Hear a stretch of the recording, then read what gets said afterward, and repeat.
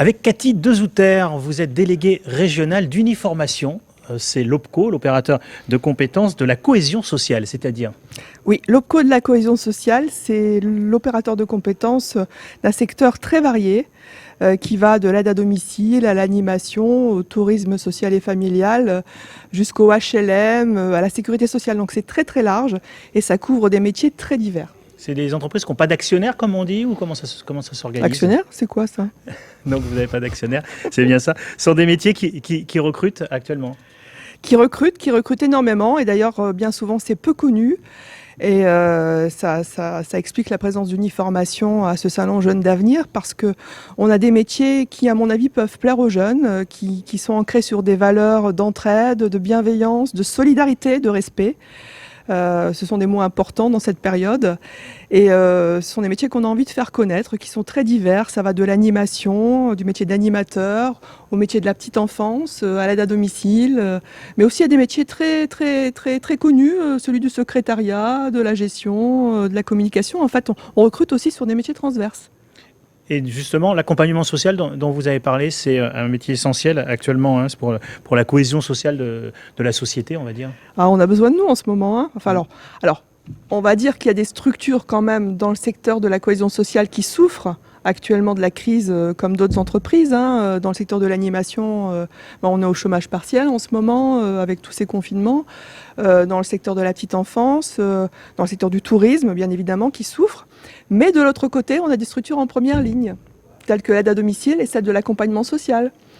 On a besoin d'accompagner les familles dans lesquelles il peut y avoir des tensions. Quand on entend parler de soutien scolaire, nos associations sont sur le terrain. Voilà, donc on a besoin de plus en plus de nous dans cette période qui est bien compliquée pour tous. Et les recrutements continuent dans les structures que vous venez de citer, dans l'accompagnement. Ça continue. On est en train de prévoir la rentrée de septembre pour trouver des jeunes en apprentissage. On a besoin d'animateurs, on a besoin d'auxiliaires de puériculture, on a besoin d'aide à domicile, on a besoin aussi de jeunes qui peuvent faire du développement dans la communication digitale, par exemple. On a besoin de vous, les jeunes.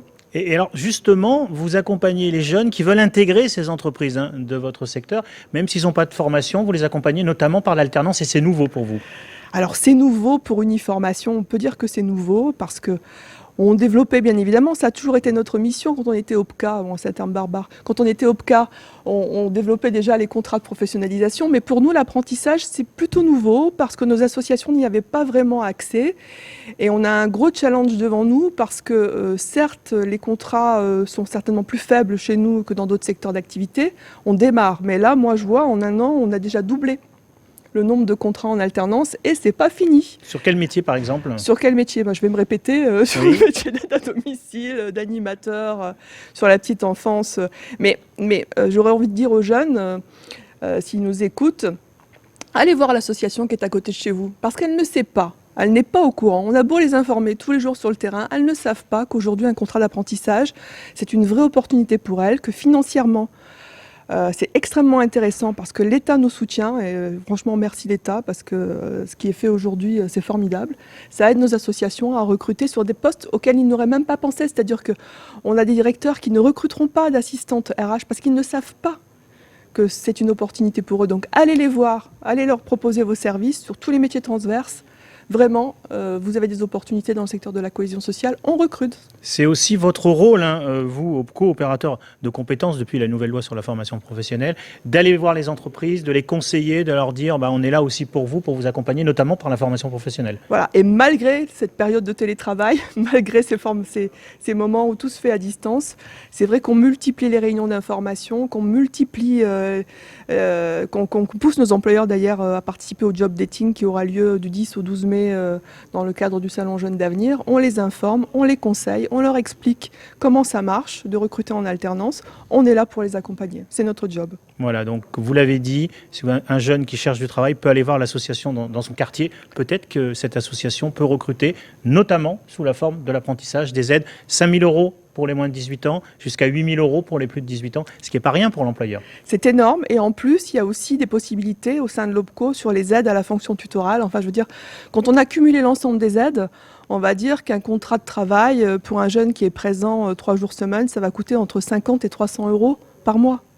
Qu'est-ce que c'est ?